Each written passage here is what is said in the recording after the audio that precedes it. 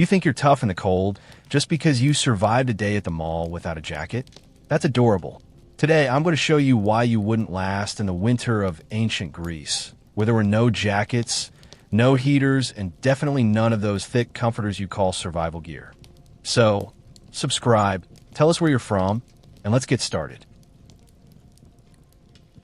So you've just been born in ancient Greece during winter. Congratulations. Your timing couldn't be worse.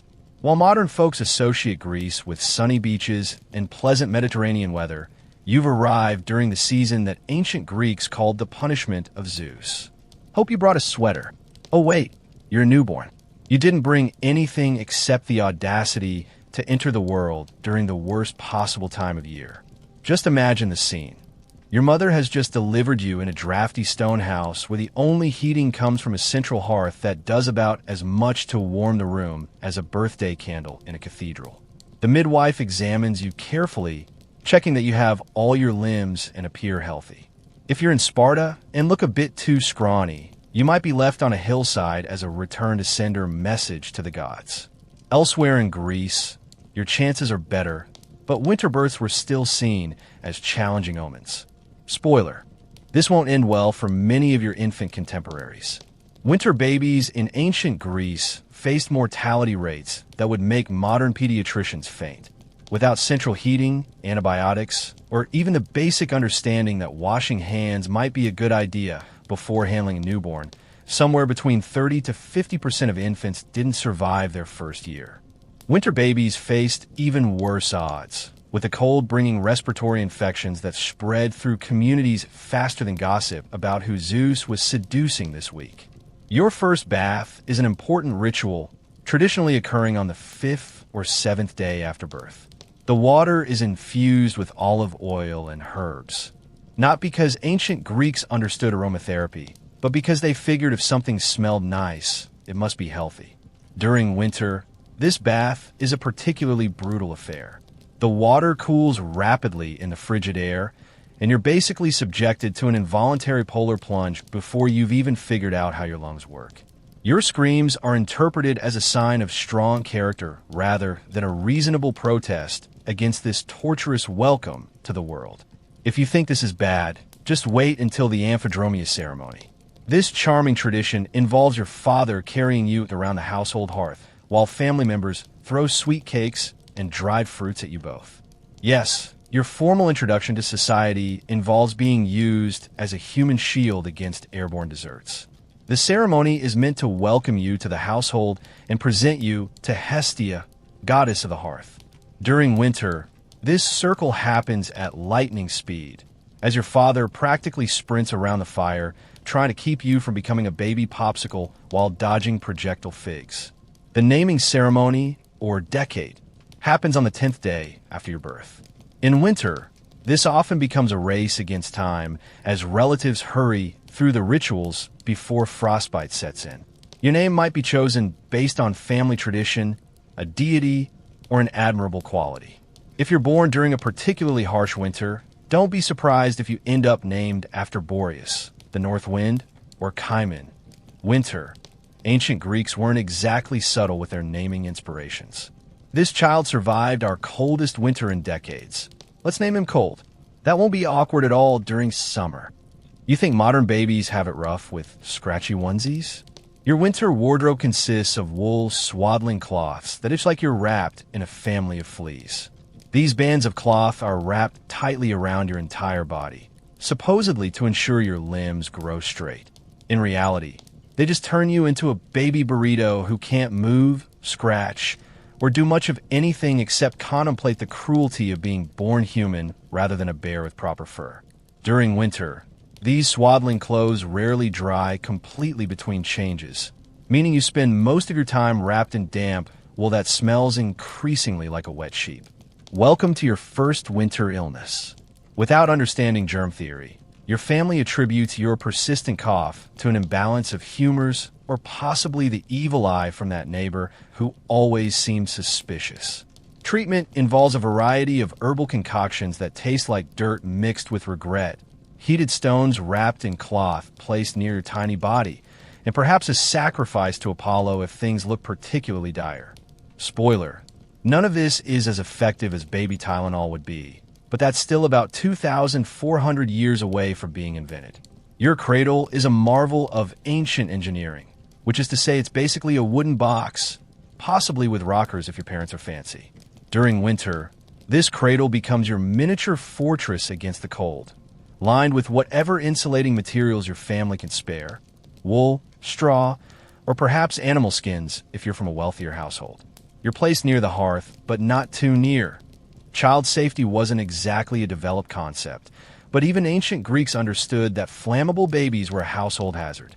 The smoke from the hearth fills the house, creating an environment that's equal parts warming and suffocating. As winter drags on, your family becomes increasingly creative with ways to keep you warm.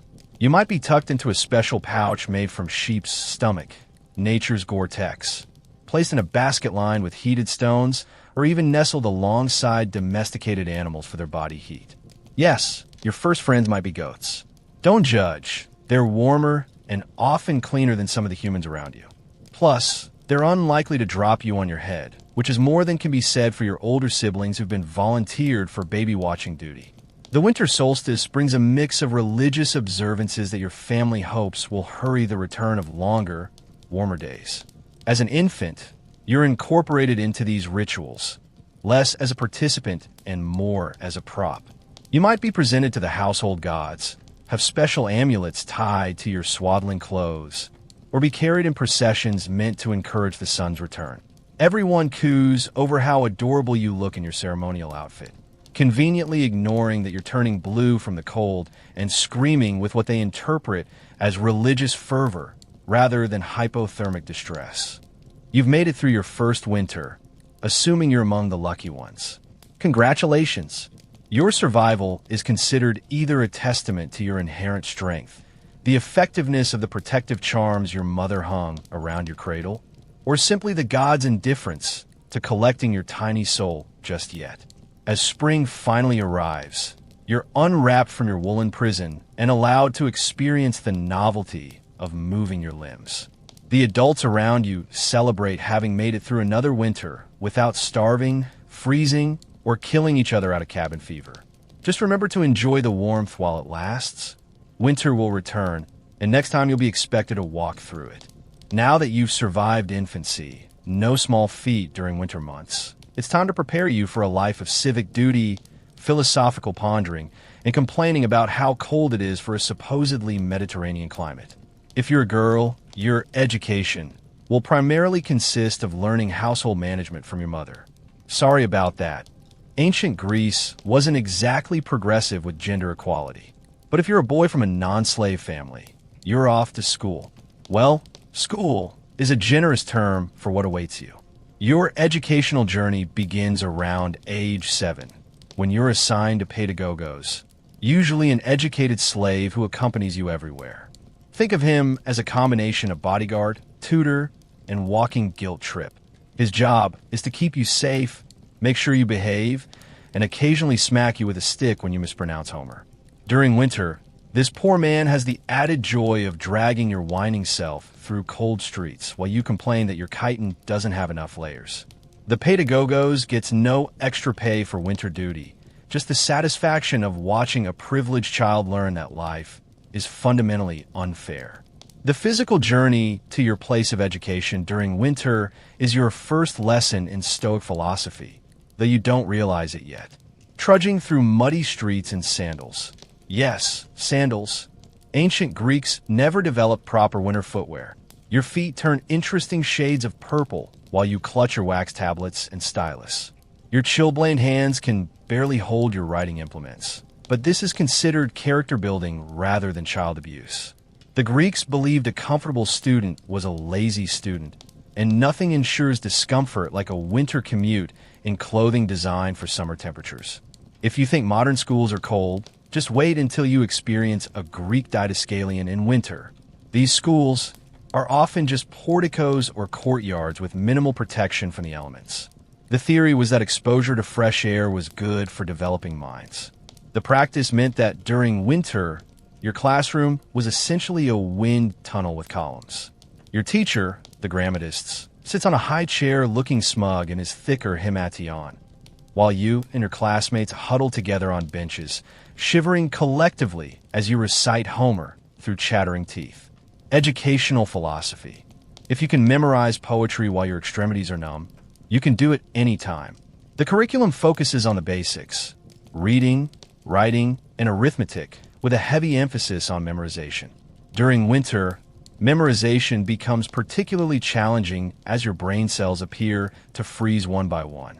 You're expected to recite long passages from Homer without error, which is difficult enough without the added challenge of your jaw being too cold to form words properly. Mistakes are corrected immediately and physically. That stick your pedagogos carries? It's not just for show. Ancient Greek pedagogical theory can be summarized as the child who shivers learns fastest, and the child who shivers while being hit with a stick learns fastest of all. Music education is considered essential, particularly learning the lyre. Just try to position your frozen fingers on lyre strings when you can no longer feel your hands. The resulting sounds are less divine harmony and more distressed cat, but your music teacher, the kitharist, insists you continue practicing. Winter brings an added musical challenge.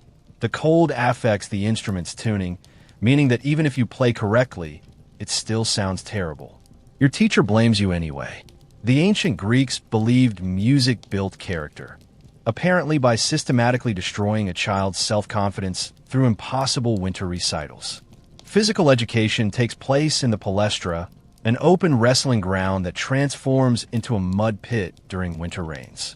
Yes, you're still expected to strip down for exercise despite temperatures that make your skin resemble a plucked chicken. The Greeks believed a hardy body housed a sharp mind, and nothing tests hardiness like naked wrestling in near-freezing conditions. The gymnastics teacher, Petatribes, watches from beneath a covered area, wrapped in warm wool, shouting helpful instructions like "move faster." You'll warm up while you slip in mud and contemplate a future career that doesn't involve nudity in winter. You think this is bad? Well, if you're in Sparta, winter education is an entirely different level of torment. Spartan boys leave home at age 7 for the agoge, a military training system where winter is just another enemy to conquer. You're given a single cloak for the entire year, no special winter clothing, and expected to sleep outdoors on reed mats. Frostbite is considered a fashion statement. The educational theory is simple: survive this, and enemy armies will seem like a pleasant alternative. Most surprisingly, young Spartans competed for the honor of being flogged at the altar of Artemis Orthia during winter festivals. Apparently, nothing said quality education like ritual scourging in cold weather. Lunch break during winter school days is a sorry affair. You brought some barley bread, a few olives, and maybe a piece of cheese if your family is doing well. These items are now frozen solid, having spent the morning hours exposed to the same cold that's been slowly claiming your will to live. You eat quickly, partly from hunger, but mostly because lingering outdoors means more exposure to the elements. Some of your wealthier classmates have slaves bringing them hot soup in clay containers. You consider offering your future military service to one of these families in exchange for a single sip of something warm. Afternoons bring more specialized education for older boys. Philosophy discussions are popular, especially questions like, why do the gods hate us enough to create winter? And is it morally acceptable to push a fellow student into the path of cold wind as a shield? Philosophers like Aristotle encouraged questioning everything, though teachers drew the line at questioning why classes couldn't move indoors during storms.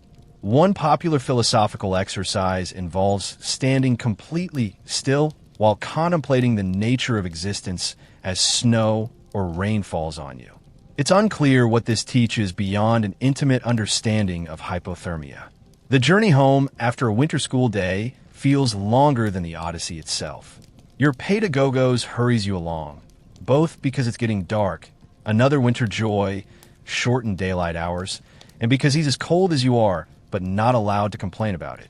Your wax tablets, which held your day's writing, have either cracked from the cold or melted slightly from being held too close to braziers in desperate attempts to warm your hands.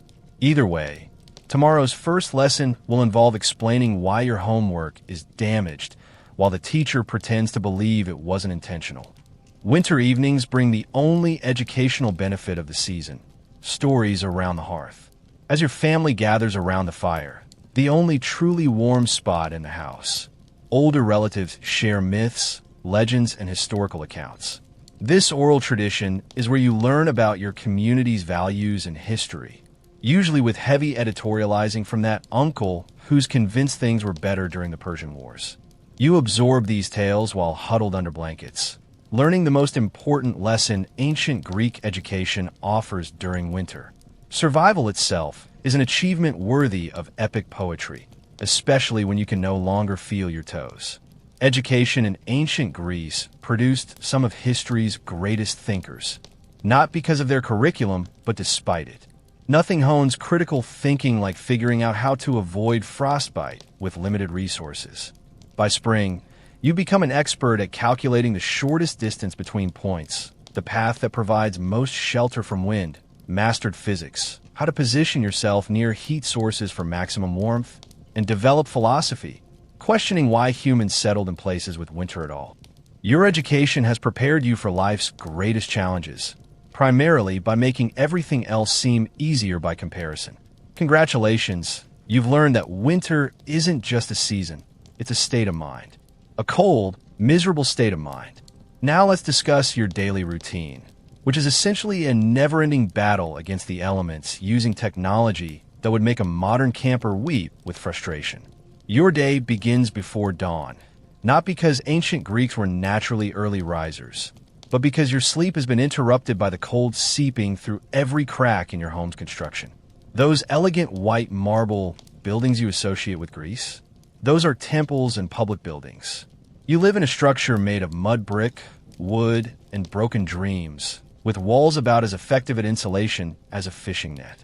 Rising from your bed is the day's first test of courage.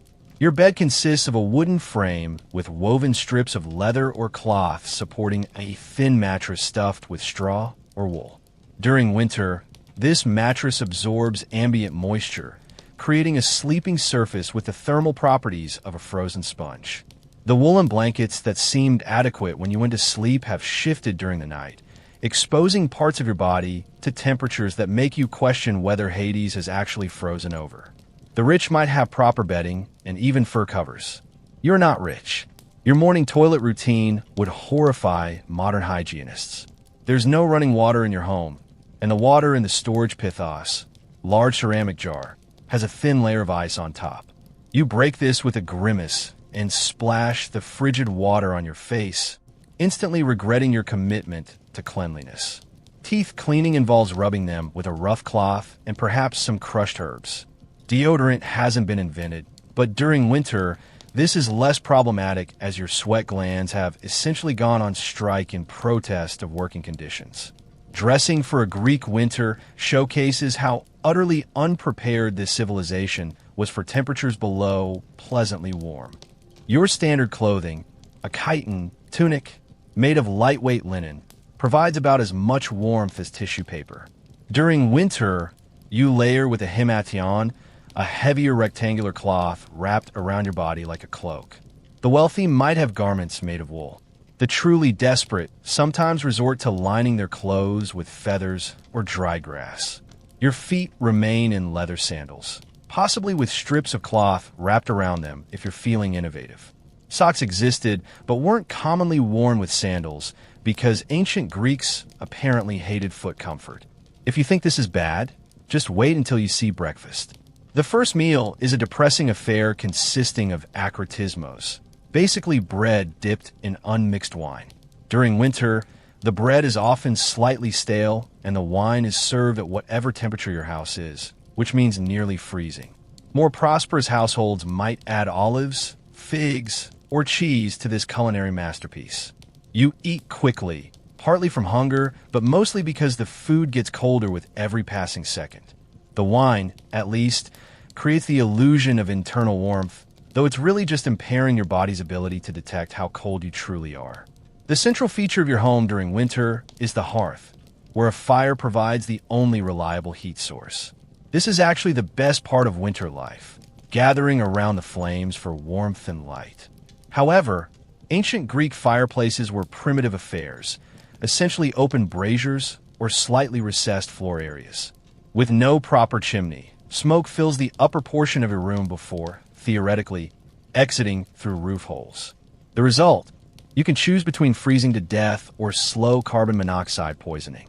Most Greeks opt for the latter, leading to winter days spent in a slightly lightheaded state that historians mistakenly attribute to philosophical contemplation rather than oxygen deprivation. Water management becomes a special kind of torture during Greek winters. Public fountains sometimes freeze, forcing longer journeys to secure water. If you're not wealthy enough to send slaves for water, spoiler, you probably aren't. This task falls to women and children who must haul heavy water jugs through muddy, icy streets. The water, once obtained, must be used sparingly since getting more is such an ordeal.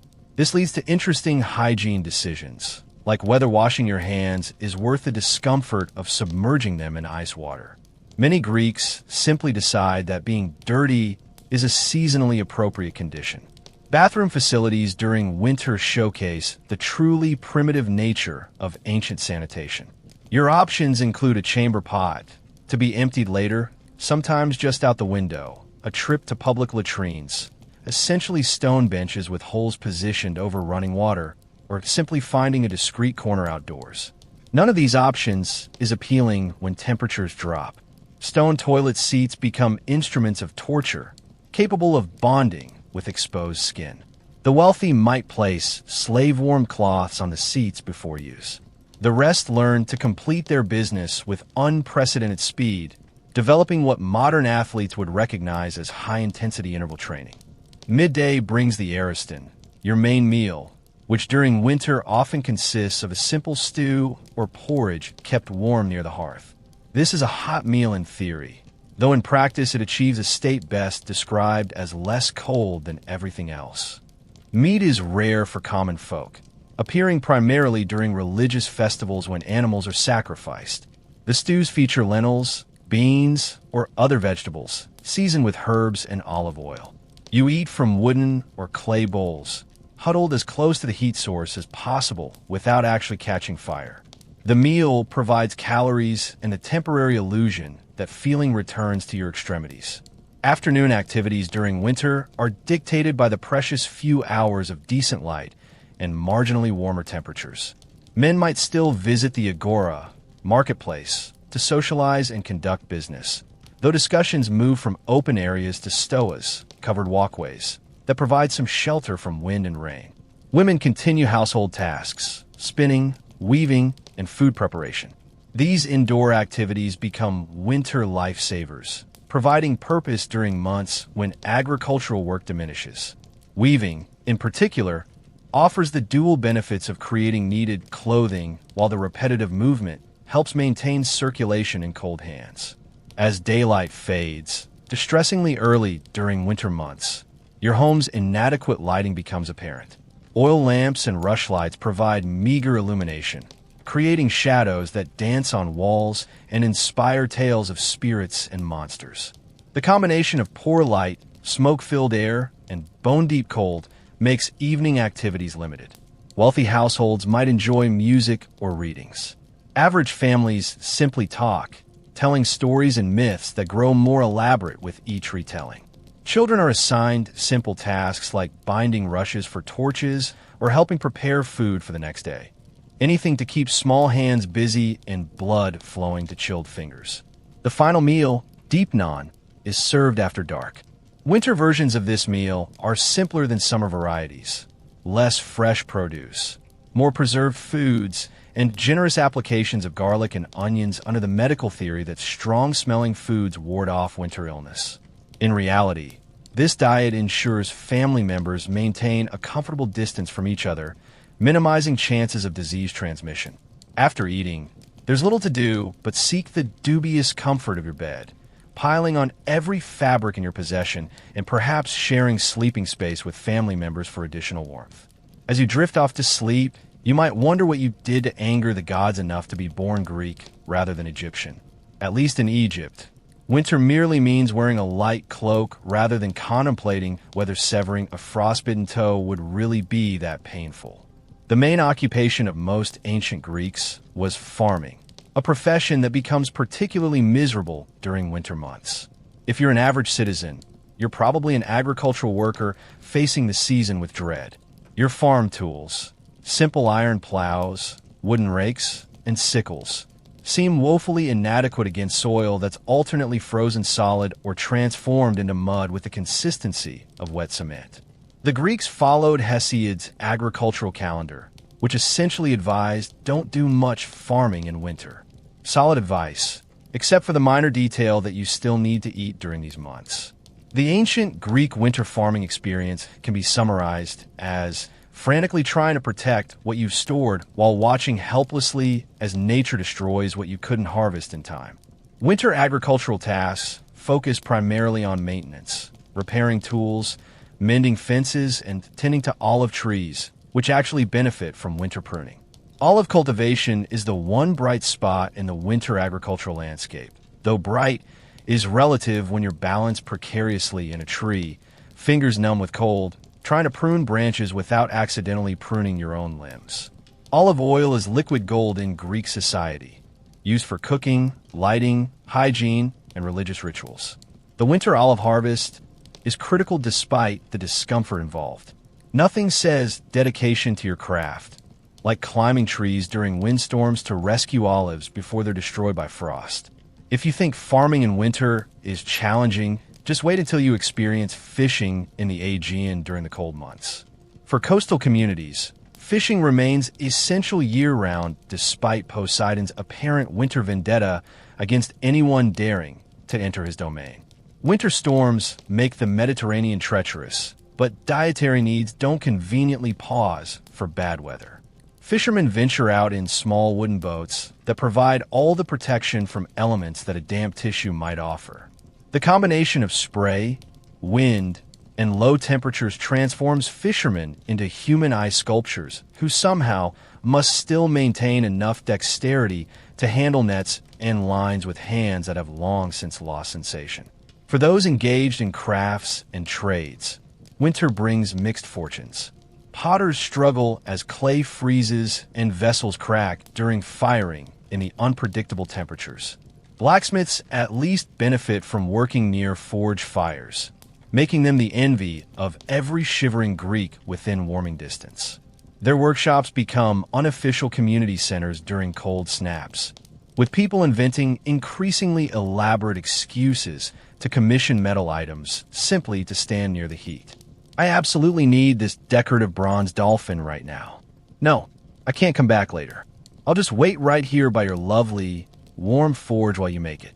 Merchants face winter's special challenge, balancing the need for commerce against roads rendered nearly impassable by mud and snow. Sea traders typically suspend operations during the roughest winter months, a practice sensibly called avoiding death by shipwreck. Land merchants must decide whether potential profits justify the risks of travel when a light rain can transform dirt roads into quagmires capable of swallowing carts whole. Urban merchants fare better, though market attendance drops as citizens weigh the importance of new purchases against the discomfort of leaving their homes. The winter economy shrinks like a wool chitin in hot water, leaving merchants counting coins and praying to Hermes for an early spring. Military service, a core obligation for male citizens, becomes particularly brutal during winter campaigns. While many city-states suspended major military operations during the coldest months, garrisons still needed manning and borders still needed patrolling. A hoplite's bronze armor, impressive and functional in summer battles, transforms into a personal cooling system in winter, efficiently transferring body heat into the surrounding atmosphere. The metal components become so cold they can stick to skin, meaning you might leave small pieces of yourself behind when removing your gear. Standing guard duty in winter requires rotating frequently between positions, not for tactical advantages, but simply so soldiers can shift from foot to prevent frostbite. For slaves, who comprised a significant portion of the Greek workforce, winter added new dimensions of misery to an already difficult existence. Agricultural slaves faced the same harsh conditions as free farmers, but with less protection from elements and no option to rest when conditions worsened. Household slaves spent hours maintaining fires, carrying water through icy streets, and washing clothes in cold water that left hands raw and bleeding. The one minor advantage: domestic slaves at least worked indoors, making them marginally warmer than their counterparts in fields or mines. Mining slaves experienced perhaps the worst conditions, descending into cold, damp tunnels where the air grew so frigid that breath formed icicles on tunnel ceilings. If Hades designed a workplace, silver mines in winter would be the blueprint. Public officials and politicians found their work complicated by winter conditions. The Athenian assembly still met outdoors on the Nix Hill, where winds swept unobstructed across exposed seating areas. Political participation thus required endurance as well as civic interest. Attendance notably declined during winter months, leading to important policies being decided by whoever had the most effective cold weather clothing rather than the most compelling arguments. Imagine important civic decisions made exclusively by people too stubborn to admit they're freezing, essentially ruled by the thick-skinned rather than the wise. Some scholars suspect certain unpopular laws were deliberately scheduled for winter votes, when opposition literally couldn't stand to attend long enough to object. For women, whose primary recognized occupation was household management, winter brought special challenges. The Greek oikos, household, required significantly more maintenance during cold months. Preserving food stores against dampness, maintaining clothing damaged by harsh conditions, and stretching supplies until spring required logistical skills that would impress modern supply chain managers.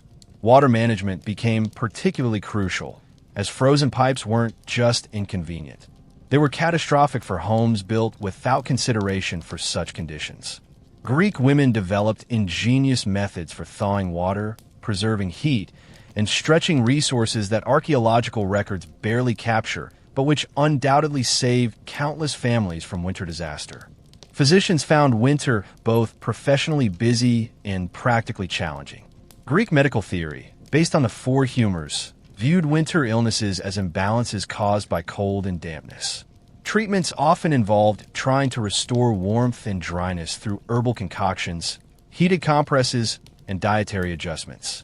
The challenge came in traveling to patients through difficult conditions, then attempting delicate medical procedures with hands numbed by cold. Surgery during winter was particularly problematic, blood flowing faster than expected due to the body's effort to warm itself. Instruments so cold they caused additional tissue damage, and patients shivering uncontrollably during procedures. Bedside manner included reassuring patients that their uncontrollable shaking was part of the healing process rather than the onset of death. Teachers and philosophers maintained their educational missions despite winter's best efforts to freeze the transmission of knowledge. Philosophical discussions moved from garden walks to whatever enclosed spaces could be found, though many schools continued to embrace the character-building aspects of physical discomfort. The Stoics were particularly committed to this approach, viewing winter hardship as an excellent practical application of their philosophical principles. Students learned to ignore chattering teeth while contemplating ethics, occasionally pausing discussions to restore circulation to extremities. Plato's Academy developed a winter technique involving students huddling in concentric circles around a central brazier, rotating positions at regular intervals so everyone experienced equal parts warmth and frostbite, perhaps the first educational attempt at combining physical and intellectual discomfort for maximum character development. Religious officials perhaps had the most stable winter occupation, as the gods required attention regardless of weather conditions. Priests and priestesses maintained sacred fires, suddenly much more appreciated by everyone, conducted rituals, sometimes abbreviated when performed outdoors, and interpreted omens, with special attention to signs predicting an early spring. Temple duties actually increased during winter as desperate citizens brought more offerings, hoping to appease whatever deities controlled the weather. The position came with one significant winter benefit: Temples were typically the sturdiest buildings, constructed of stone rather than mud brick, providing marginally better protection from elements. Of course, maintaining a dignified religious demeanor becomes challenging when performing solemn rituals while visibly shivering, leading to ceremonies that gradually increased in speed as temperatures decreased. If you've ever wondered why some ancient religious chants seem rushed, consider they might have been performed by someone standing barefoot on marble in January. Social life in ancient Greece during winter transformed dramatically from the vibrant outdoor gatherings of warmer months to a more confined, intimate experience that tested family bonds and community cohesion. Your household becomes both sanctuary and prison during the coldest season, forcing family members into closer proximity than anyone might prefer.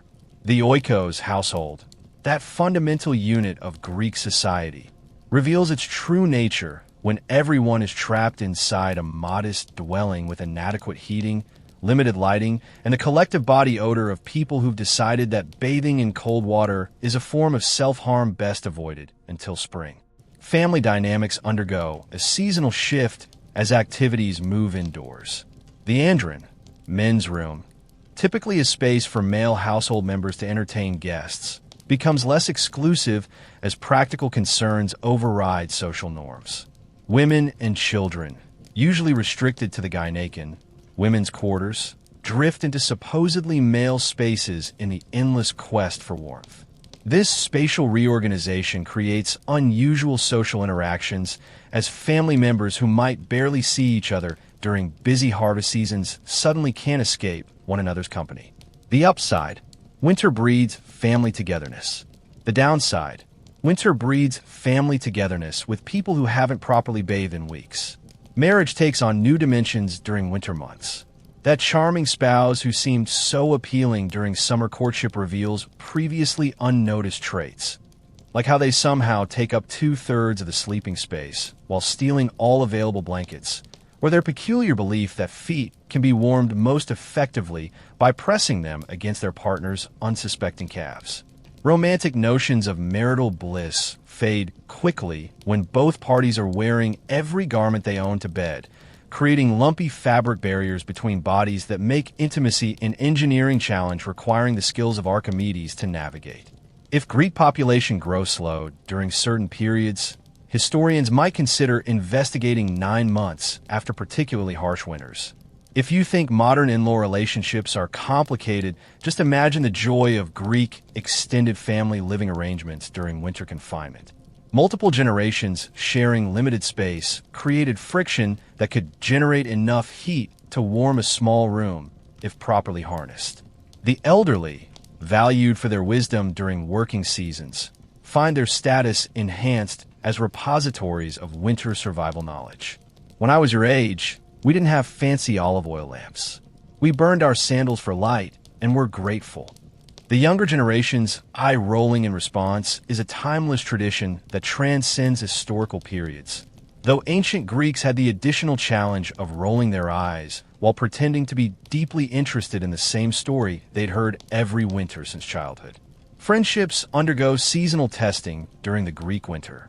The philia, deep friendship, celebrated by philosophers, faces practical challenges when visiting friends requires trudging through mud and rain. Social calls become less frequent, but more meaningful. Nobody visits in winter without good reason. The quality of your friendships becomes measurable by who's willing to leave their own hearth to visit yours during a cold snap. Social obligations continue despite weather. Refusing invitations without proper excuse damages relationships and social standing. This creates the particularly Greek phenomenon of guests arriving at symposia, drinking parties, already irritated after battling elements, then consuming enough wine to forget both their journey and occasionally how to return home. Speaking of symposia, these famous Greek drinking parties transform during winter months. Summer symposia might be light-hearted affairs with open-air courtyards and cooling wines. Winter versions become more practical drinking sessions where wine serves the dual purpose of social lubricant and internal heating system. The crater, mixing bowl, moves closer to the hearth, producing mulled wine that tastes strongly of desperation and whatever herbs might prevent winter illness. Philosophical discussions take on a more urgent quality when conducted in unheated spaces.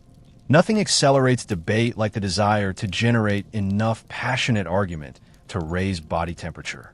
The flute girls and entertainers who typically perform at these gatherings add extra layers to their costumes, resulting in the counterintuitive spectacle of dancers wearing more clothing than their audience has ever seen them in before.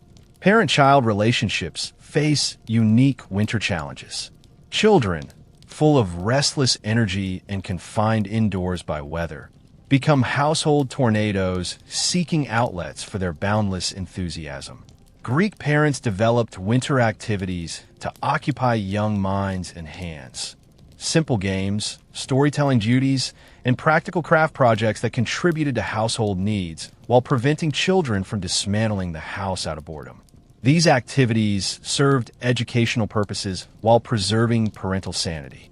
The ancient equivalent of "go play outside" became "go fetch more firewood," efficiently combining chore completion with energy expenditure. Children quickly learned that complaints about boredom would be met with task assignments, creating a winter-long standoff between restless youth and resource-managing adults. Community relationships gained importance during harsh winters, particularly in rural areas where survival often depended on cooperative efforts. The Greek values of xenia, hospitality, and collective welfare faced their greatest tests during winter shortages. Villages developed informal support systems, ensuring the most vulnerable members received necessities. This wasn't pure altruism. Greeks understood that community survival depended on maintaining sufficient population for spring planting and defense. These mutual aid networks operated alongside official religious and civic assistance, creating resilient social structures that prevented winter hardships from decimating populations. Of course, this noble-sounding arrangement still featured plenty of gossip about who was contributing too little or taking too much. Some aspects of human nature remain constant across millennia. Master-slave relationships shifted during winter months as practical concerns sometimes overrode strict social hierarchies. Household slaves might be permitted to sleep closer to hearths than summer arrangements allowed, not from kindness, but from the pragmatic recognition that sick or frozen slaves couldn't perform necessary tasks. Agricultural slaves might be brought into main buildings during the harshest weather, creating temporary changes in living arrangements that subtly altered established power dynamics. These adjustments never threatened the fundamental inequality of the system, but created small winter-specific variations that both parties recognized would end with warmer weather. Some household slaves actually dreaded spring's arrival, knowing it meant a return to stricter separations and often more physically demanding labor. The relationship between citizens and city-state authorities grew complicated during winter emergencies.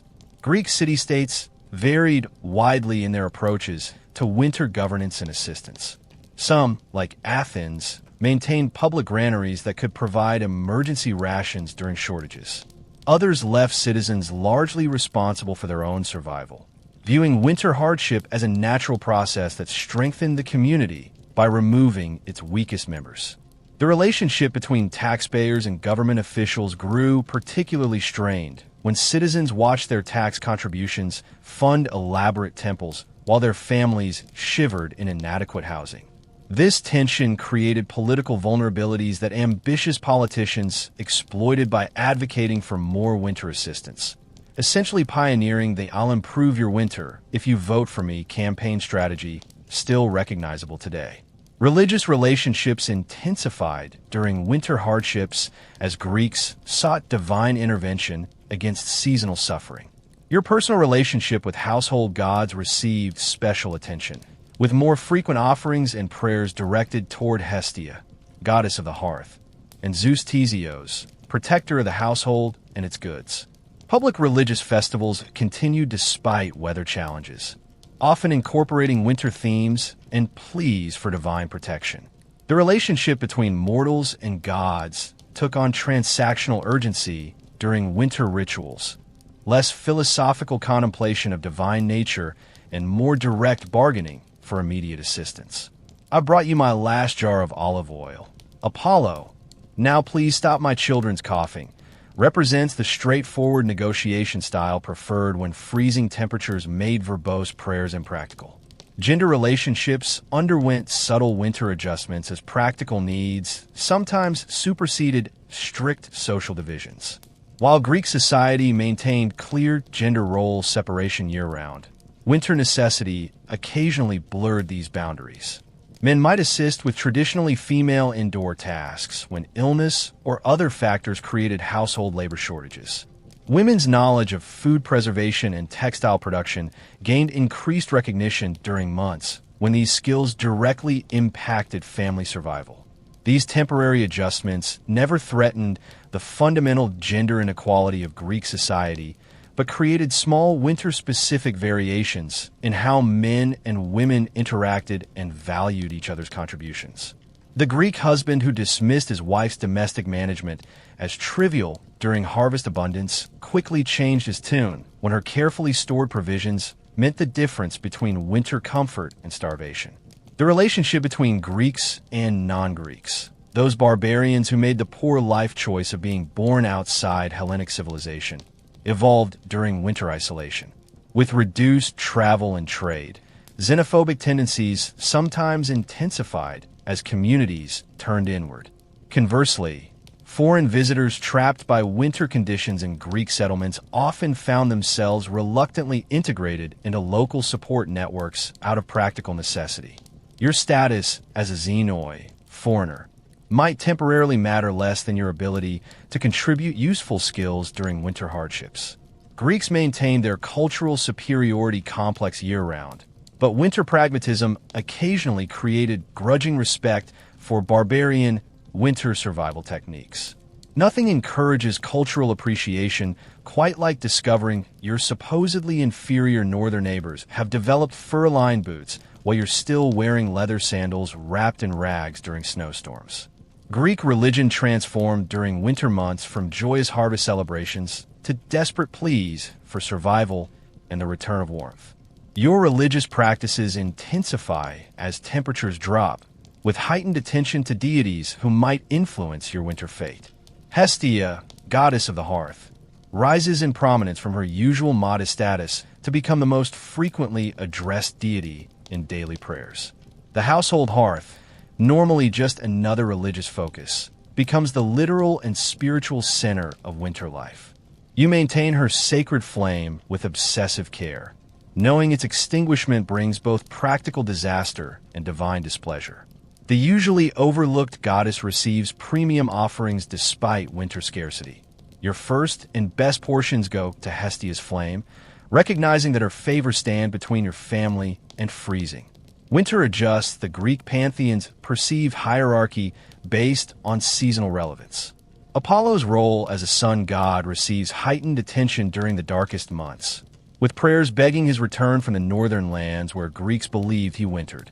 Demeter and Persephone's myth explaining the seasons transforms from abstract religious knowledge to a deeply felt reality as your dwindling food stores make Demeter's grief tangible.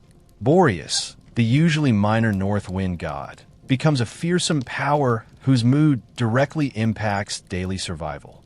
You leave small offerings outside your door to appease him, hoping he'll direct his frigid breath elsewhere. This seasonal theological reorientation reflects practical concerns. In summer, you worship gods of abundant harvests. In winter, you petition deities who control warmth, light, and survival. The practical side of Greek religion, its rituals and sacrifices, undergoes winter modification out of necessity. Public religious ceremonies continue despite weather challenges, though with adjustments that would horrify summer purists. Processions move at unprecedented speeds, sacrificial animals receive quicker dispatching, and priests abbreviate ceremonial components when performed in unprotected areas. The gods supposedly understand these winter accommodations, being reasonably divine and all. Private household rituals gain prominence as public religious participation becomes more challenging. Your family's relationship with household deities intensifies, with more frequent albeit smaller offerings reflecting both increased need for divine protection and the reality of winter scarcity. If you think modern holiday stress is bad, just wait until you experience a Greek winter festival. Major winter religious events like the rural Dionysia, Lenia, and Anthesteria demanded participation despite weather conditions. These weren't optional social gatherings, but religious obligations with community pressure ensuring attendance. The theatrical performances, processions, and ritual components proceeded regardless of temperature, creating the surreal experience of watching shivering actors perform while audience members gradually lost sensation in their extremities. Religious officials insisted that divine observation required complete ceremonies despite mortal discomfort. Participants developed creative approaches to combining religious observance with survival. Multiple layers beneath ceremonial garments, strategically placed heat sources along procession routes, and the liberal application of wine as internal antifreeze. Winter intensifies belief in household spirits and minor deities that influence daily life. The agathos daimon, good spirit, of each household receives increased attention, with small food and drink offerings made daily rather than occasionally. You become more attentive to proper respect for the Hecatean, shrine to Hecate, positioned outside your door, ensuring it remains clean and supplied with modest offerings even during storms. These minor supernatural entities gain importance as potential allies against winter hardships. Their domains, doorways, storage areas, hearths represent vulnerable household points needing extra protection during harsh conditions. Your family develops winter-specific household rituals that would be unnecessary during warmer months, creating a seasonal religious calendar existing alongside official observances. Superstitions multiply during winter months as unexplained misfortunes increase. That crack appearing in your storage jar? Clearly punishment for some religious oversight rather than the simple result of freezing temperatures. The smoke from your hearth blowing back into the room? Obviously an omen rather than changing wind directions. Winter creates perfect conditions for superstition development.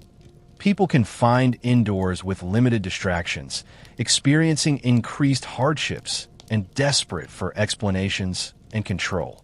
You adopt personal rituals believed to ensure good fortune. Specific patterns for adding wood to fires, particular prayers when crossing thresholds, careful attention to which foot enters a room first. These practices lack official religious sanction, but become integral to winter survival psychology, creating the illusion of control in circumstances largely beyond human influence. Dreams receive heightened attention during winter months, viewed as potential communications from deities or the dead who might provide guidance for surviving until spring. The Greek understanding of dreams as possible divine messages makes winter dream interpretation particularly important when other forms of divination become more difficult to perform outdoors. Your family members share their dreams around morning fires, collectively analyzing potential meanings and implications. Certain dream symbols gain winter-specific interpretations. Visions of blooming flowers in winter dreams aren't just representations of spring desires, but possibly prophetic glimpses of how much longer hardship will last. The boundary between the mortal world and supernatural realms seems thinner during the darkest months, making dreams valuable windows into divine intentions during a season when the gods seem particularly distant. Medical beliefs blend seamlessly with religious understanding during winter illnesses. The Greek medical theory of the four humors, black bile, yellow bile, phlegm, and blood, views winter sickness as imbalances caused by excess cold and dampness. Treatment involves both physical remedies and religious observances, creating a holistic approach to winter health maintenance. You might simultaneously consume warming herbs, apply heated compresses, and make offerings to Apollo and Asclepius for the same cough. Disease prevention follows similar dual paths. Practical measures like avoiding exposure coincide with protective amulets and regular prayers to health deities. This integration makes perfect sense in Greek understanding. The gods control both natural elements causing illness and the knowledge needed to treat resulting conditions. Death and burial practices face practical challenges during winter months while maintaining religious requirements. Greek burial customs demand proper treatment of corpses to prevent restless spirits, but winter ground conditions often make traditional burial difficult. Communities develop winter-specific approaches, temporary storage in protected areas until ground thaws, or adaptations like shallower graves with plans for proper reburial in spring. These practical accommodations include religious components, ensuring the deceased receives proper respect despite seasonal limitations. Winter deaths carry additional religious significance, sometimes attributed to Hades claiming more souls during months when his wife Persephone resides in the underworld. Families of winter deceased make extra offerings to chthonic, underworld deities, hoping to ensure favorable treatment for souls departing during Hades' most powerful season. The religious understanding of winter itself reflects Greek perspectives on divine order and mortal place within cosmic cycles. You don't experience winter as a mere meteorological phenomenon, but as a divinely ordained period testing mortal endurance and religious devotion. Winter hardships aren't random suffering, but purposeful components of existence, requiring appropriate religious response. This perspective provides psychological framework for enduring seasonal challenges. Your suffering has meaning within larger divine plans. Winter becomes a religious experience itself, a period when mortal limitations become most apparent and dependence on divine favor most acute. The season serves as annual reminder of human vulnerability and divine power, reinforcing proper religious humility more effectively than philosophical arguments ever could. Divination practices, reading divine intentions through various signs, gain practical importance during winter planning. Before undertaking any significant winter journey or decision, you might consult professional diviners or perform simple household divination methods to gauge divine approval. These practices range from sophisticated, examining sacrificial animal entrails, to practical, observing bird flight patterns, to simple, casting knuckle bones. Winter magnifies the consequences of poor decisions, making divine guidance more valuable than during forgiving summer months. Professional diviners remain busy despite weather challenges, their services considered essential rather than optional. Some divination methods develop winter-specific interpretations. The same omen might indicate different divine messages depending on season, creating specialized winter divination knowledge passed through professional practitioners. Religious beliefs provide essential psychological support during winter's darkest periods, offering explanations for suffering and promises of eventual relief.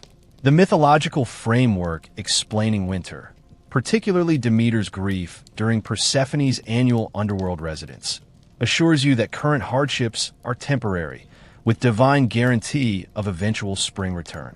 This certainty functions as psychological anchor during periods when natural evidence suggests otherwise. Religious festivals punctuating winter months provide emotional regulation through communal celebrations, breaking the monotony of survival focus. Theatrical performances during winter religious events often feature comedies rather than tragedies, recognizing the community's need for levity during challenging periods. Your religious practices aren't separate from winter survival strategy, but integral components, providing both practical guidance and psychological resilience when physical resources alone prove insufficient. The complex winter relationship between Greeks and their gods reveals fundamental aspects of this ancient spiritual system. Unlike modern concepts of loving deities, you view the gods as powerful forces requiring proper respect and negotiation rather than affection.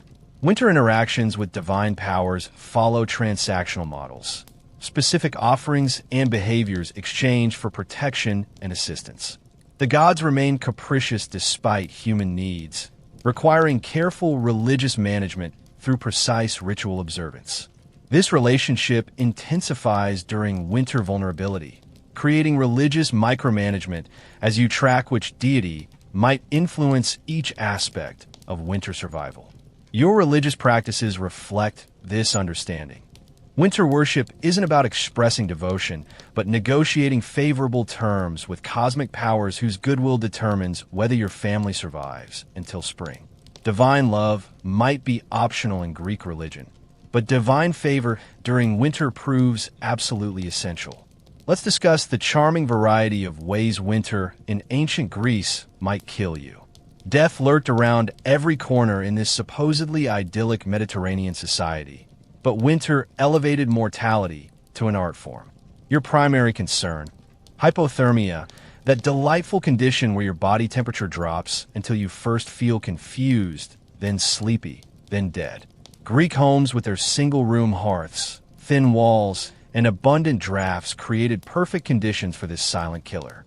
The truly insidious aspect of hypothermia is how it impairs judgment. Victims often remove clothing as they experience paradoxical sensations of warmth before freezing to death. If you found your grandmother disrobing during a cold snap, you weren't witnessing elderly eccentricity, but the final stages before joining the shades in Hades. Fire presented the classic winter survival paradox. You needed it to avoid freezing, yet constantly threatened to kill you through more dramatic means. Greek hearths were primitive affairs with inadequate ventilation, turning homes into death traps of competing threats. Carbon monoxide poisoning claimed countless lives as families sealed shelters against cold while maintaining fires in poorly ventilated spaces. The symptoms, headache, dizziness, confusion, were often attributed to divine displeasure rather than inadequate chimney design. Those who avoided slow poisoning faced the constant risk of actual fire spreading through structures built primarily of flammable materials. If you think this is bad, just wait until you realize your firefighting technology consisted of bucket brigades using water that was probably frozen. Winter illness transformed routine infections into potential death sentences. What might be a minor cough during summer months became pneumonia when experienced in drafty homes with inadequate heating and nutrition. Without understanding of germ theory, Greeks attributed illness to humoral imbalances, miasmas, bad air, or divine punishment. Treatment methods ranged from ineffective to actively harmful. Bloodletting to balance humors often weakened already compromised patients. The Greek pharmacopoeia included some legitimately medicinal herbs, but administration followed religious and superstitious practices rather than standardized dosing. Your best hope against winter respiratory infections came from preventative measures: maintaining warmth, consuming preserved garlic and onions, which actually do have antimicrobial properties, and avoiding obviously sick individuals. This last strategy proved challenging in cramped winter living arrangements where entire families shared limited heated space. Food scarcity transformed winter from merely uncomfortable to potentially lethal. Agricultural communities lived with the constant awareness that supplies might not last until spring crops became available. Greek food preservation techniques, drying, salting, fermenting, storing in olive oil, worked reasonably well, but remained vulnerable to moisture and pests. A single rodent infestation or storage jar crack could destroy critical reserves. Winter diets became increasingly monotonous and nutritionally deficient as months progressed, leading to malnutrition that further compromised immune systems already stressed by cold. Wealthy households maintained better reserves and variety, but even they faced increasing challenges as winter progressed. The desperate might resort to consuming seed stock intended for spring planting, a decision trading immediate survival for greater future risk. Water management presented unique winter dangers alternating between too much and too little. Greek aqueducts and pipes lacked adequate freeze protection, leading to cracked channels and interrupted supply during cold snaps. Urban dwellers might find public fountains frozen or damaged, forcing longer journeys to secure water. Rural households relying on wells faced the laborious process of breaking ice layers before drawing water. Conversely, winter storms created flash flood risks in the mountainous Greek landscape, where rapid rainfall on frozen ground created dangerous runoff patterns. Settlements in low-lying areas or natural drainage paths face sudden inundation with little warning. The combination of flooding and freezing temperatures created particularly dangerous conditions as wet clothing and belongings dramatically accelerated heat loss. Transportation hazards multiplied exponentially during winter months. Greek roads, often little more than packed dirt tracks, transformed into treacherous mudslides with minimal precipitation. Mountain passes essential for trade and communication became blocked by snow or subject to deadly avalanches. Travelers faced brutal choices between risking dangerous journeys or remaining isolated from essential resources and information. Sea travel, the lifeblood of Greek commerce, became extraordinarily dangerous during winter storms. The Mediterranean's relatively predictable summer patterns gave way to volatile winter conditions capable of destroying ships with little warning. Sailors refer to the period between November and March as when the sea is closed, though economic necessity still drove some to attempt voyages despite the elevated risks. Finding yourself shipwrecked in summer meant possible rescue. Winter shipwrecks usually meant joining Poseidon's collection of souls. Structural collapse added another cheerful winter death possibility. Greek construction methods weren't designed for significant snow loads or freeze-thaw cycles that could undermine foundations. Flat roofs typical in Mediterranean architecture accumulated snow and rain, creating weight burdens beyond their design capacity. Wealthier structures with tile roofs faced risks from shifting tiles loosened by frost heaving. The mud brick construction common in ordinary dwellings absorbed moisture during winter precipitation, gradually weakening until walls could collapse with little warning. These structural failures were particularly dangerous during night hours when sleeping inhabitants had no time to react. Your home, theoretically your shelter against winter elements, might actually become your tomb during particularly severe weather events. Social dangers intensified alongside physical threats during winter scarcity. Theft increased as resources dwindled, creating community tensions that could erupt into violence. Greek cities maintained public granaries and welfare measures for citizens, but these systems faced strain during prolonged hardship. Rural areas largely depended on informal support networks that could fracture under extreme pressure. Family conflicts escalated in confined quarters with limited distractions, occasionally resulting in violence. Historical records document increased infanticide during severe winters, reflecting tragic calculations about resource distribution. These social fractures created particular dangers for society's most vulnerable members: the elderly, disabled, very young, and those without family protection. Winter revealed the fragile nature of Greek social bonds when stretched by survival pressures. Political instability often followed particularly harsh winters as public dissatisfaction with government responses fueled opposition movements. Greek city-states varied widely in their approaches to winter governance and assistance. Some maintained robust public support systems, while others viewed winter hardship as natural selection, improving the citizen population. These different approaches created political vulnerabilities as citizens compared their situations to neighboring communities. Ambitious politicians exploited winter suffering to challenge existing power structures, promising better management of seasonal challenges. Historical records document numerous political upheavals following severe winters when public confidence in leadership collapsed alongside food reserves. Your chances of surviving winter thus partially depended on your city-state's governance philosophy and preparation measures. Religious dangers presented more subtle but equally serious winter threats. Failing to maintain proper observances despite weather challenges could supposedly invite divine punishment at precisely the moment you most needed divine favor. The gods' already capricious nature seemed even more volatile during winter months, requiring careful attention to ritual details despite practical difficulties.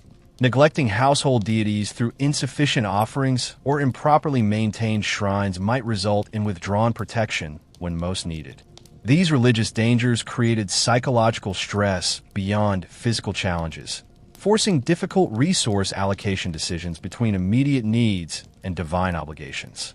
Some households maintained religious observances at the expense of physical comfort, trading material warmth for spiritual security in the belief that divine favor ultimately provided better survival odds than an extra blanket or food portion. Wildlife encounters added another delightful winter death possibility. Wolves, normally avoiding human settlements, grew bolder during winter food scarcity, venturing into villages and attacking livestock or occasionally humans. Smaller predators like foxes similarly invaded human spaces seeking food, potentially carrying diseases or damaging crucial food stores. Venomous creatures like scorpions and snakes sought warmth in human dwellings, creating unpleasant surprises when disturbing woodpiles or storage areas. Even normally harmless wildlife could transmit diseases to human populations with already compromised winter immune systems. These animal interactions created particular dangers for rural communities where boundaries between human and wildlife territories blurred during harsh conditions. Your chances of suffering an unfortunate wildlife encounter increase precisely when your ability to recover from injury or illness decreased. Mental health challenges presented less visible but equally serious winter dangers. The combination of limited daylight, confinement, monotonous diet, and constant survival stress created conditions perfect for what modern medicine would recognize as seasonal affective disorder and depression. Without understanding these conditions' physiological basis, Greeks attributed personality changes and unusual behaviors to divine influence or humor imbalances.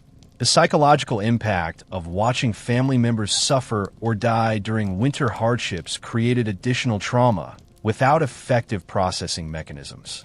These mental health challenges sometimes led to impaired decision-making, self-harm, or interpersonal violence that further threatened survival. Your mind, essentially, became another potentially unreliable system during winter months, capable of making dangerous decisions despite your best intentions.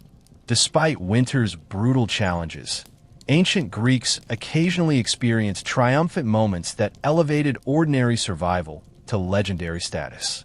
Military glory, specifically associated with winter campaigns, created some of history's most celebrated victories. The Theban general Epaminondas used winter conditions to his advantage at the Battle of Leuctra, launching a surprise attack when Spartan forces believed no rational army would march.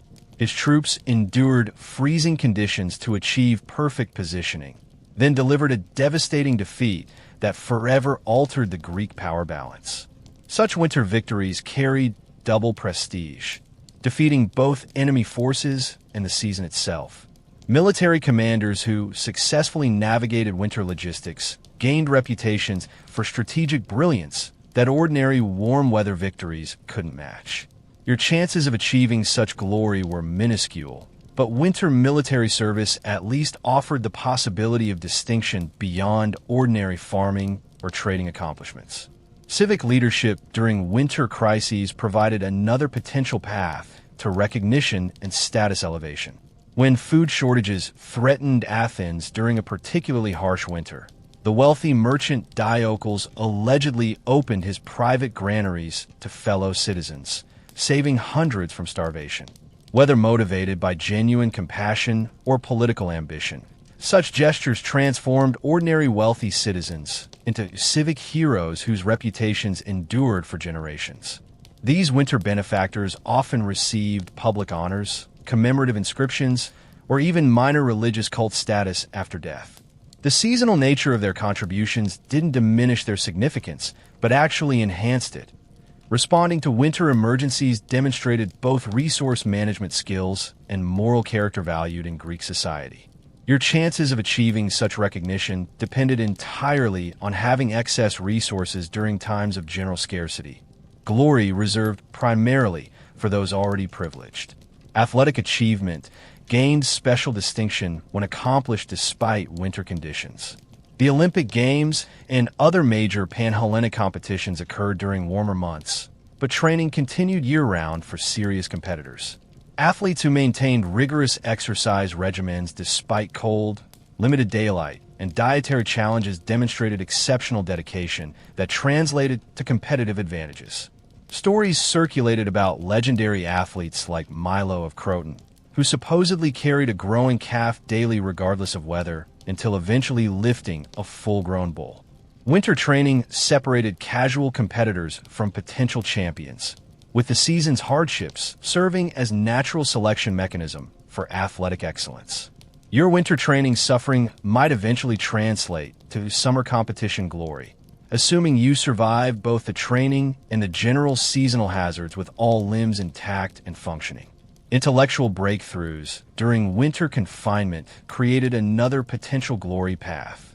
The enforced inactivity of winter months provided philosophers, mathematicians, and writers extended periods for deep contemplation without agricultural or civic distractions. Archimedes reportedly developed his famous principle during a winter bath, the famous Eureka moment.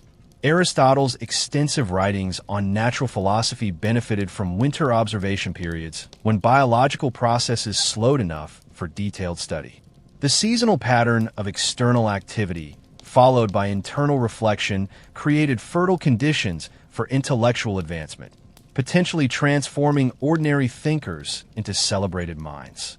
Your chances of achieving such distinction depended on having sufficient education, material comfort, and leisure to focus on abstract problems rather than immediate survival concerns. Another glory path, effectively limited to privileged classes. Artistic achievements flourished during winter confinement as creative individuals channeled seasonal frustrations into productive outlets. Extended evening hours provided time for storytelling development, with the best narratives spreading beyond individual households to become community treasures. Sculptors and painters used winter for design development and small-scale indoor work that could be expanded during warmer months. Musicians refined compositions and techniques during practice sessions that simultaneously entertained household members and improved artistic abilities. These winter-developed creative works sometimes achieved recognition beyond their original communities, elevating creators from anonymous crafters to celebrated artists. Your artistic winter accomplishments might range from family entertainment to lasting cultural contributions, depending on talent, training, and opportunity for wider exposure. Trading triumphs against winter odds created legendary merchant reputations and occasional fortunes. While most sea traders suspended operations during dangerous winter months, the boldest occasionally attempted voyages when desperate markets created premium pricing opportunities.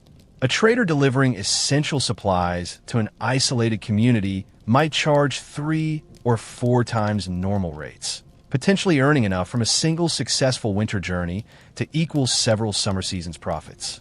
These high-risk ventures became the basis for trading legends.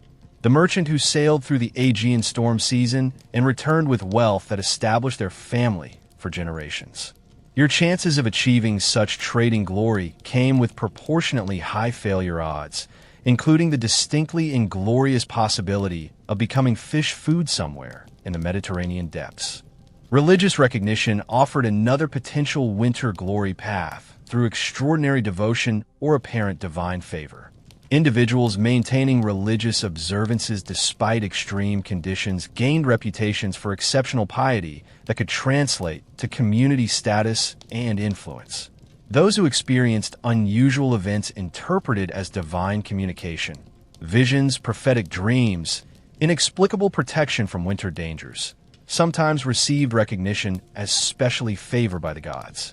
This perceived divine connection could elevate ordinary citizens to religious advisory positions or even official roles within temple hierarchies.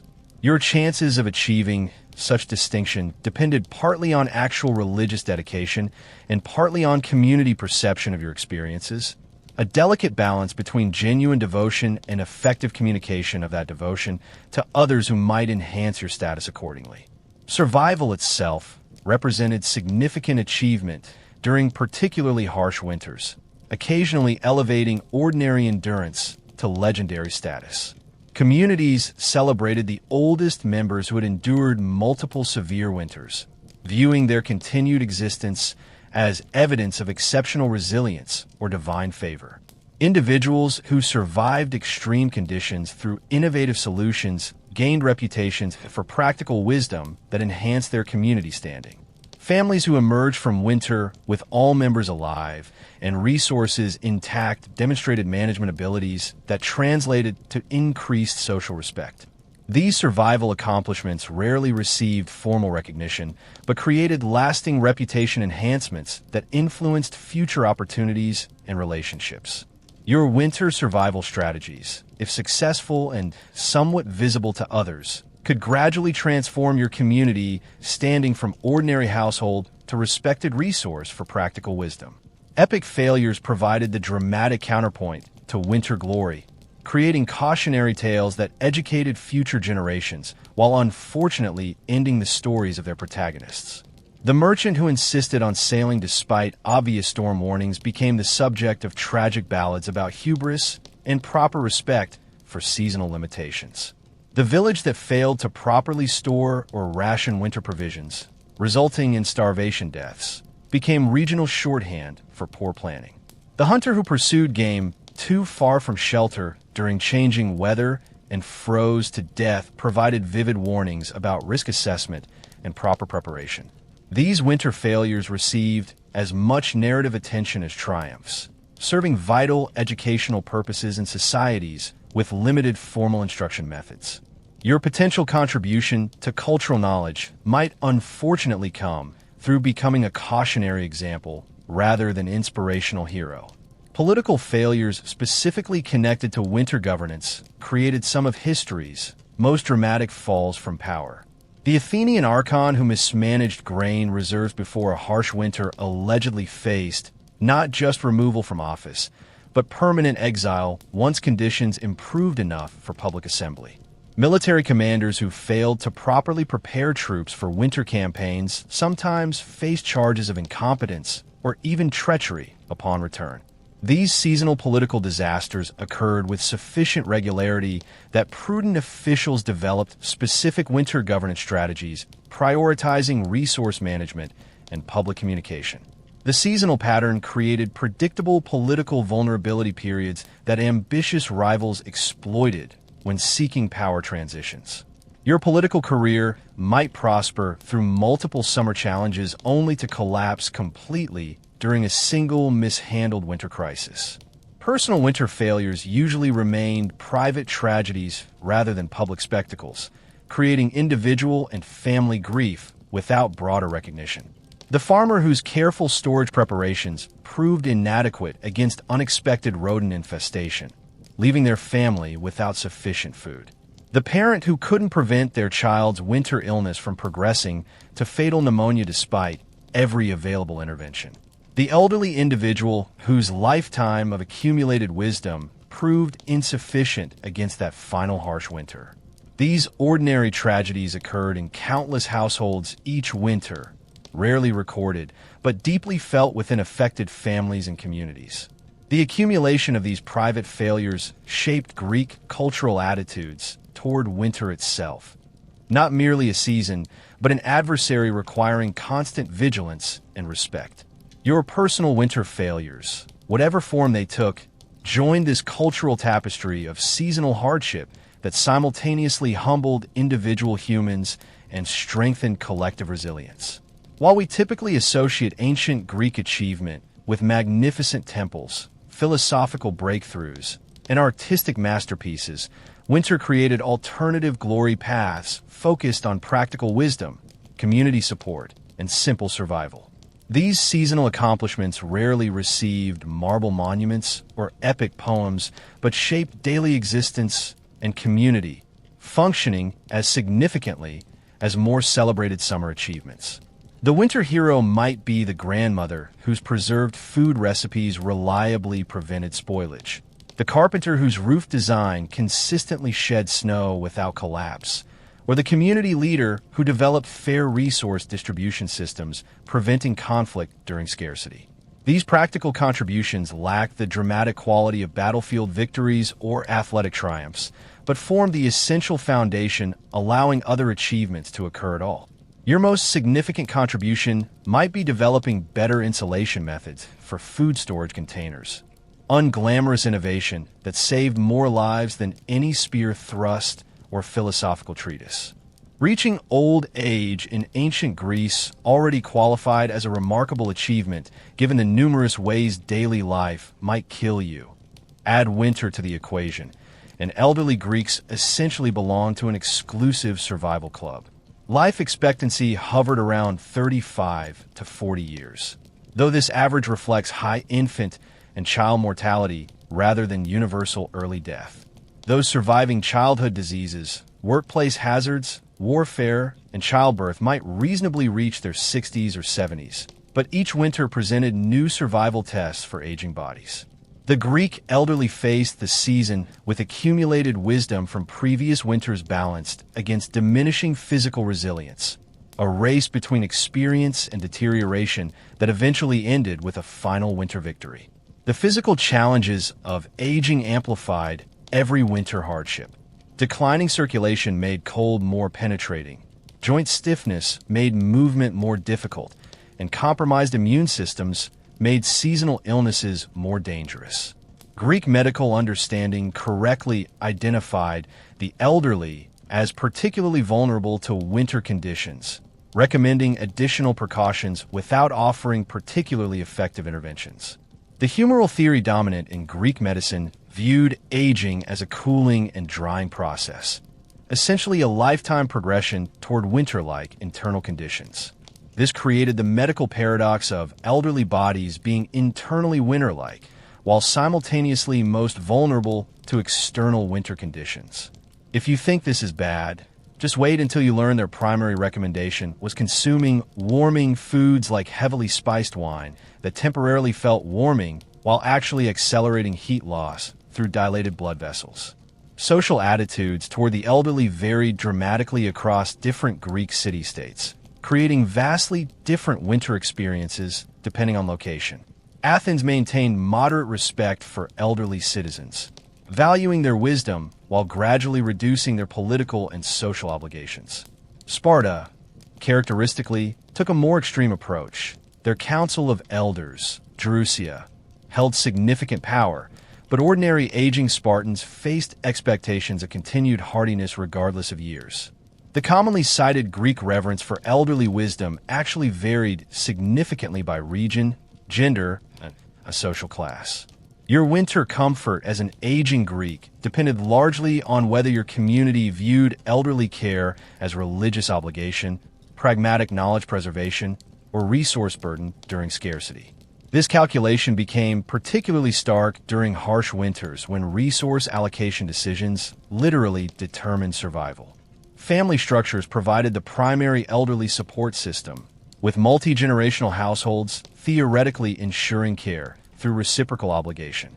Having adult children represented the most reliable old age security available in ancient society, preferably several children, as disease, warfare, or economic necessity might remove some from the support equation. Winter highlighted the critical importance of these family networks as elderly Greeks became more dependent on others for basic needs like gathering firewood, carrying water, or maintaining adequate heating. The ideal situation involved remaining in your family home, gradually transferring household authority while retaining respect and care. The nightmare scenario was outliving your children or having them prove unwilling or unable to provide support, leaving you vulnerable to both seasonal elements and social abandonment. Economic factors dramatically influenced elderly winter experiences, creating stark differences between social classes. Wealthy elderly Greeks maintained multiple layers of protection against winter hardships, better housing, abundant heating resources, servants handling physical tasks, and diversified food supplies. Middle-class elderly might remain integral to family businesses or trades, contributing valuable experience while receiving material support. Poor elderly faced the most precarious situations, often continuing physical labor despite deteriorating capabilities simply to secure basic necessities. Some elderly without family support resorted to begging, particularly challenging during winter when fewer people ventured outdoors and general resources tightened. The combination of poverty and advanced age during winter created perhaps the most vulnerable population in Greek society, with mortality rates that reflected this double disadvantage. Philosophical attitudes toward aging and death provided psychological frameworks for approaching winter vulnerability. Stoicism emphasized accepting inevitable natural processes without complaint, including both seasonal cycles and human aging. Epicurean philosophy recommended focusing on available pleasures regardless of limitations, appreciating the heart's warmth rather than lamenting reduced mobility. These philosophical approaches offered cognitive tools for managing winter challenges without necessarily changing material conditions. Greek attitudes toward death itself remained ambivalent, acknowledging its inevitability while viewing premature death as tragic and proper funeral rites as essential. Winter deaths carried particular religious significance, sometimes attributed to Hades claiming more souls during months when Persephone resided in the underworld. This seasonal understanding provided contextual meaning for elderly winter mortality without diminishing family grief. Gender significantly influenced elderly winter experiences, with different challenges and supports available to aging men and women. Elderly men maintained higher social status and often continued participating in public life despite physical limitations, providing purpose and community connection during isolating winter months.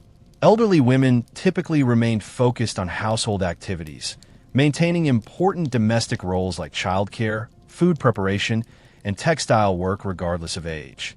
These gendered patterns created different vulnerability types. Elderly men risked exposure during continued public participation, while elderly women might become isolated within increasingly limited household spheres. Your winter experience as an elderly Greek woman largely depended on your household position and remaining capabilities, with respected grandmothers maintaining authority while those viewed as burdens faced potential neglect. Religious roles sometimes provided enhanced status and support for elderly Greeks during winter months. Older citizens often assumed greater religious responsibilities as physical capabilities for other contributions declined. Elderly priestesses and priests maintained important community positions regardless of physical frailty, their accumulated ritual knowledge valued above bodily strength. Some religious positions were specifically reserved for postmenopausal women or men over certain ages, creating social purpose and material support systems for selected elderly. These religious roles provided both practical benefits: temple residents with better heating, reliable food access, and psychological advantages, continued community respect and purpose. Your chances of securing such positions depended on social connections, previous reputation, and demonstrated religious knowledge. Opportunities available to relatively few elderly despite widespread respect for age-accumulated wisdom. Mobility limitations created particular winter challenges for elderly Greeks with few technological accommodations available. Walking staffs provided basic support, but icy conditions made even these insufficient for safe navigation.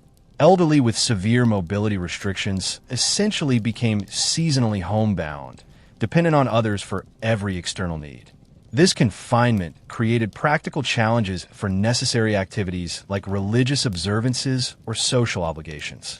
Some communities developed informal assistance systems where younger members performed essential tasks for elderly neighbors during harsh conditions. But these arrangements depended on social cohesion rather than formal structures. The combination of winter hazards and age-related mobility decline effectively removed some elderly from public life for months at a time, creating isolation that compounded physical challenges with psychological hardships. Mental decline presented particularly challenging situations within Greek society, which lacked both understanding of dementia processes and specialized care facilities. Families managed cognitive deterioration internally with approaches ranging from compassionate accommodation to effective imprisonment of affected individuals. Winter conditions complicated these situations by increasing confusion risks. Elderly individuals with cognitive impairments might wander outdoors inappropriately dressed or mismanage fire hazards within homes. Greek medical perspectives viewed mental decline as another natural aging process rather than specific disease, offering few interventions beyond sedative preparations for particularly disruptive behaviors. Your family's approach to managing such conditions during winter largely depended on available resources, household size, and cultural attitudes toward mental deterioration, factors varying widely across different Greek communities. Death rituals maintained critical importance despite winter complications for proper observance. Greek funeral practices required washing and preparing the body, laying it out for mourning visitations, conducting processions to burial locations, and performing graveside rituals, all significantly challenged by winter conditions. Frozen ground sometimes prevented proper burial depth, requiring temporary solutions until spring thawing allowed permanent interment. Despite these practical difficulties, families made extraordinary efforts to maintain proper observances. Believing improper handling risked creating restless spirits unable to complete their underworld journey. The practical and spiritual importance of these rituals meant families endured considerable additional hardships to fulfill obligations to deceased elderly, even when winter conditions made every step more difficult. Your final contribution to your family might inadvertently be the considerable challenge of ensuring your proper winter funeral. The Greek concept of good death, ideally a home surrounded by family after a fulfilling life, remained the aspiration for elderly individuals regardless of season. Winter deaths were viewed as particularly challenging transitions, requiring extra religious attention to ensure proper passage to the underworld. The elderly sometimes timed important life conclusions before winter's onset, completing wills, transferring property, resolving conflicts, recognizing the season's elevated mortality risks. This practical approach to potential winter death reflected Greek pragmatism rather than fatalism, with proper preparation considered responsible rather than pessimistic. Your winter as an elderly Greek involved this delicate balance between continued living engagement and practical death preparation, neither denying seasonal vulnerabilities nor surrendering prematurely to them. Those achieving this balance demonstrated the practical wisdom Greeks associated with successful aging, acknowledging natural limitations while maintaining dignity and purpose within them. Modern tourists flock to Greece, seeking postcard-perfect experiences of pristine white buildings against azure skies, blissfully unaware that they're visiting during the only tolerable season in what was actually a climatological roller coaster. The ancient sites they admire represent triumphant victories against winter conditions that threaten to destroy these structures annually. Those elegant Parthenon columns? They survived centuries of water infiltration, freeze-thaw cycles, and winter storms that gradually destroyed less robust constructions. The ancient ruins we admire actually represent historical survivor bias. We see only structures engineered well enough to withstand winter's repeated assaults. The ordinary dwellings where most Greeks actually lived have long since dissolved back into the earth, their mud brick and wood construction surrendering to winter's relentless destruction centuries ago. Historical misconceptions about ancient Greek winters persist partly because classical literature itself downplays seasonal hardships. Epic poetry rarely featured heroes complaining about chilblains or philosophers debating while hopping from foot to foot on cold marble. Greek drama set most action during temperate seasons when outdoor performances would be comfortable for audiences. This literary focus created enduring impressions of ancient Greece as perpetually pleasant. Misconceptions modern archaeology increasingly corrects through evidence of winterproofing attempts in surviving structures. Excavations reveal charcoal brazier remnants in surprising locations, chimney-like adaptations in some buildings, and evidence of seasonal activity patterns suggesting winter lifestyle adjustments invisible in literary sources. The Greeks themselves chose to immortalize their better seasons, inadvertently creating historical climate confusion that persists in popular imagination. Comparing ancient Greek winter adaptations with contemporary approaches highlights both technological progress and surprising continuities. Modern Greeks still design buildings with seasonal considerations, though with infinitely superior materials and techniques. Traditional wisdom about winter food preservation survives alongside refrigeration technology, with elderly villagers maintaining knowledge of fermentation and storage methods remarkably similar to ancient practices. Regional winter festivals maintain fragments of ancient observances, though with Christian reinterpretations overlaying older patterns. Even some medical approaches show continuity. Modern Greek grandmothers might recommend honey-based remedies for winter coughs that Hippocrates would recognize, alongside pharmaceutical options he could scarcely imagine. These continuities reveal cultural adaptations so effective they survive technological revolutions, suggesting ancient Greeks developed winter survival strategies worth preserving despite their obvious limitations.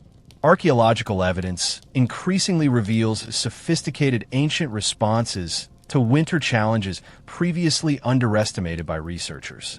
Excavations at Olynthus revealed houses designed with winter solar gain considerations, south-facing courtyards maximizing winter sun exposure, while summer areas oriented differently. Water management systems included freeze protection features reflecting awareness of winter pipe vulnerabilities. Agricultural storage facilities incorporated moisture control techniques, specifically addressing winter preservation challenges. These discoveries suggest ancient Greeks approached winter with greater technological sophistication than previously recognized, developing structural and engineering responses alongside cultural adaptations.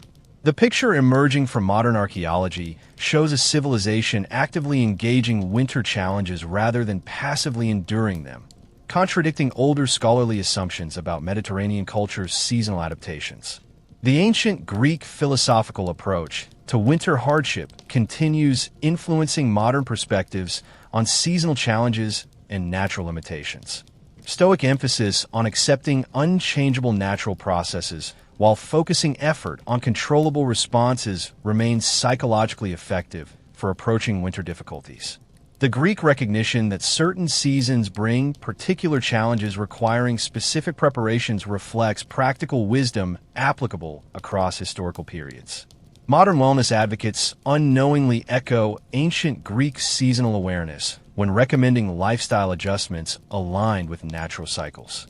Even contemporary psychological approaches to seasonal affective disorder incorporate elements Greek physicians might recognize: increasing light exposure, maintaining social connections, and adjusting expectations during darker months.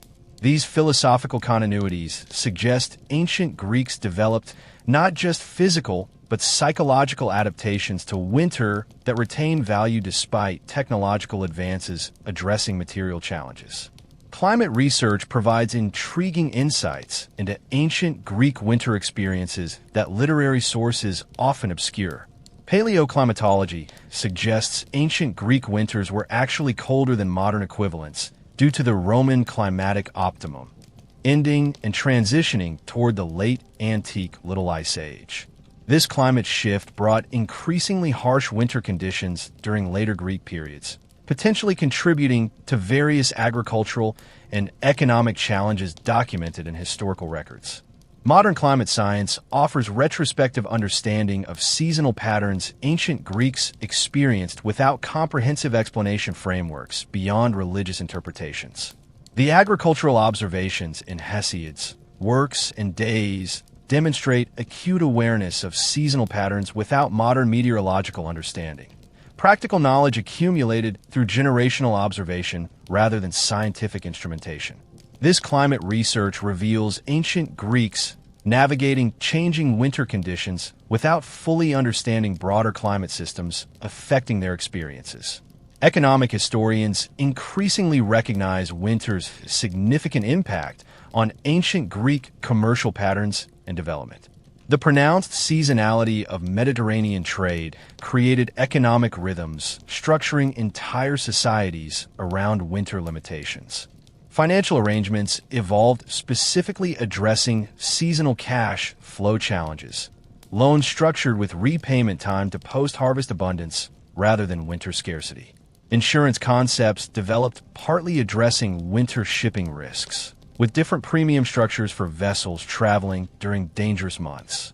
The entire ancient Greek economy essentially operated as two interlocking systems: the active trade period and the winter maintenance period, with different rules, expectations, and opportunities.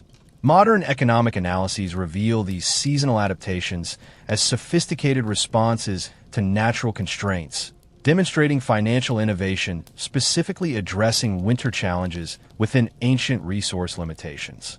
Medical historians find fascinating connections between ancient Greek winter health approaches and contemporary understandings.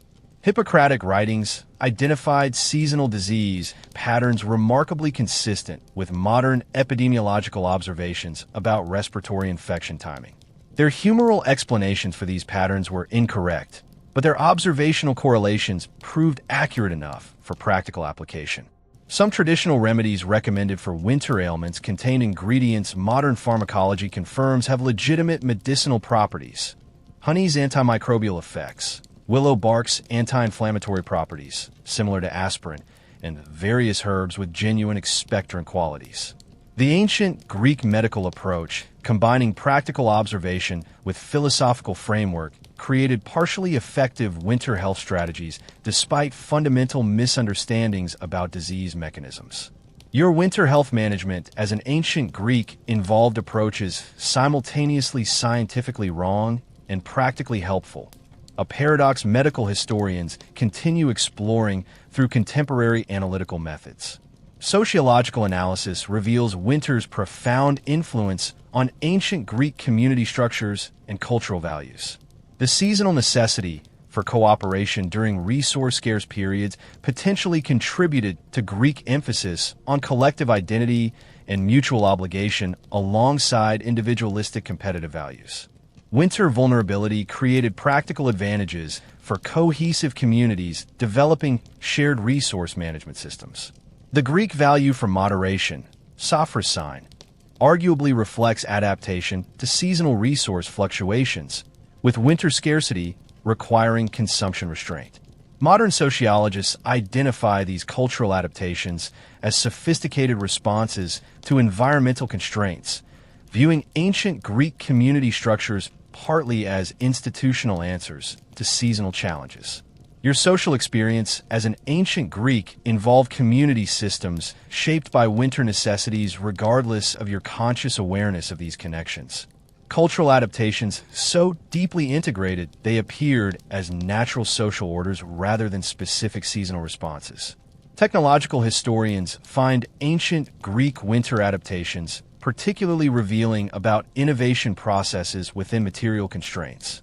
Limited by available materials and energy sources, Greeks developed remarkably effective solutions to specific winter challenges. Ceramic hot water bottles, portable braziers with safety features, specialized winter lamps, maximizing illumination from minimal oil, and architectural adaptations, improving heat retention. These innovations demonstrate sophisticated problem-solving within severe material limitations rather than simple technological deficiency. Modern sustainable design advocates increasingly study these ancient approaches, recognizing their relevance for contemporary challenges requiring resource-efficient solutions. The ancient Greek technological response to winter represents impressive adaptation within constraints rather than failure to develop better solutions. A perspective technological historians increasingly emphasize when analyzing pre-industrial innovations across various cultures and time periods. Ultimately, ancient Greek winter experiences reveal fundamental aspects of human adaptation to environmental challenges that transcend specific historical periods. The combination of technological innovation, social cooperation, philosophical framework, and cultural adaptation created survival systems effective enough to sustain civilization despite seasonal hardships that would devastate unprepared modern populations.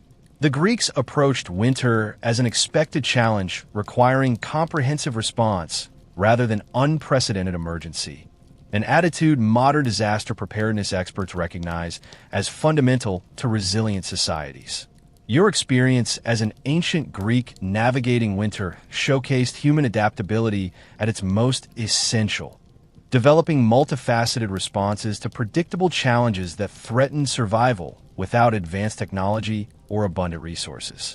This legacy of pragmatic adaptation remains perhaps the most valuable ancient Greek winter contribution to modern understanding. The demonstration that human ingenuity, social cooperation, and cultural wisdom can create effective responses to environmental challenges regardless of technological limitations. So you survived this journey through ancient Greek winter? Impressive. You've endured primitive heating, inadequate clothing, architectural nightmares, and medical treatments that occasionally killed faster than the diseases they targeted. Next time you grumble about your heating bill or traffic delays during a snowstorm, perhaps remember your ancient Greek counterparts who considered surviving until spring an achievement worthy of thanking multiple gods. Their endurance through winter conditions we'd consider intolerable raises an uncomfortable question for our climate-controlled, technologically cushioned modern existence. Have we gained comfort at the expense of resilience? Perhaps the ancient Greeks, shivering around inadequate hearths while wearing glorified blankets they called clothing, possessed psychological fortitude our thermostat-dependent society can barely imagine. Or maybe they were just miserable and would have traded every philosophical treatise ever written for a single modern space heater. Either way, they survived, and in doing so, helped create the civilization we inherit, complete with its blind spots about what winter in sunny Greece actually entailed.